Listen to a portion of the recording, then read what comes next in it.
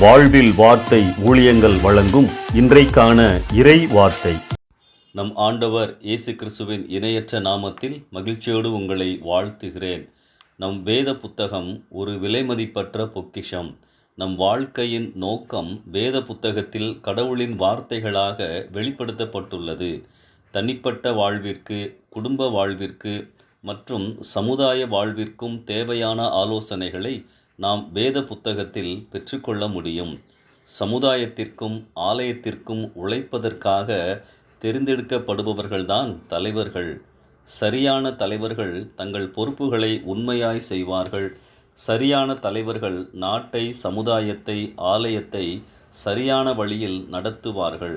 தொலைநோக்கு பார்வையுடன் மக்கள் நலனை முன்வைத்து செயல்படுவார்கள். சரியான தலைவர்களின் தகுதிகள் என்ன? எப்படிப்பட்டவர்களை நாம் தெரிந்தெடுக்க வேண்டும்? வேதம்தான் நம் வாழ்வின் அளவுகோல். அந்த தகுதிகளை வேதத்தில் பார்க்கலாம். ஒரு கட்டத்தில் தலைவனாகிய மோசேயிடம் ஜனங்கள் தங்களுடைய எல்லா பிரச்சனைகளையும் கொண்டு வந்தார்கள். அது அவருக்கு சுமக்க முடியாத பளுவாக இருந்தது. அப்பொழுது மோசேயின் மாமனார் எத்திரோ இவ்விதமாக மோசேக்கு ஆலோசனை வழங்குகிறார். ஜனங்களுக்குள் 1000 பேருக்கு ஒரு அதிபதி, 100 பேருக்கு ஒரு அதிபதி, 50 பேருக்கு ஒரு அதிபதி, 10 பேருக்கு ஒரு அதிபதி என ஏற்படுத்து. அவர்கள் ஜனங்களை நியாயம் விசாரிக்கட்டும்.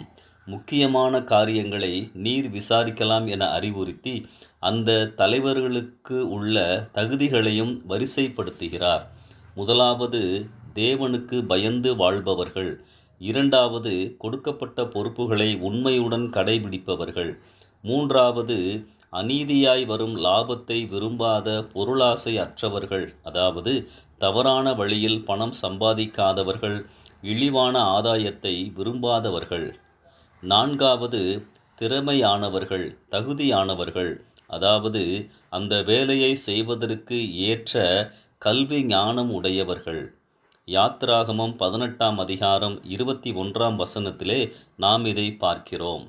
நெகேமியா புஸ்தகத்திலும் 7ஆம் அதிகாரத்தில் எல்லாரை பார்க்கிலும் உண்மையுள்ளவனும் தேவனுக்கு பயந்தவனுமாயிருந்த அனனியாவை எருசலேமின் காவல் விசாரணைக்கு நெகேமியா ஏற்படுத்துகிறார். அப்போஸ்தலர் 10ஆம் அதிகாரத்தில் கொர்நேலியு பேதுருவை கூட்டிக் கொண்டு வருவதற்காக தன்னிடத்தில் சேவிக்கின்ற போர் சேவகர்களில் தேவ பக்தியுள்ள ஒருவனை தெரிந்தெடுத்து அனுப்புகின்றார்.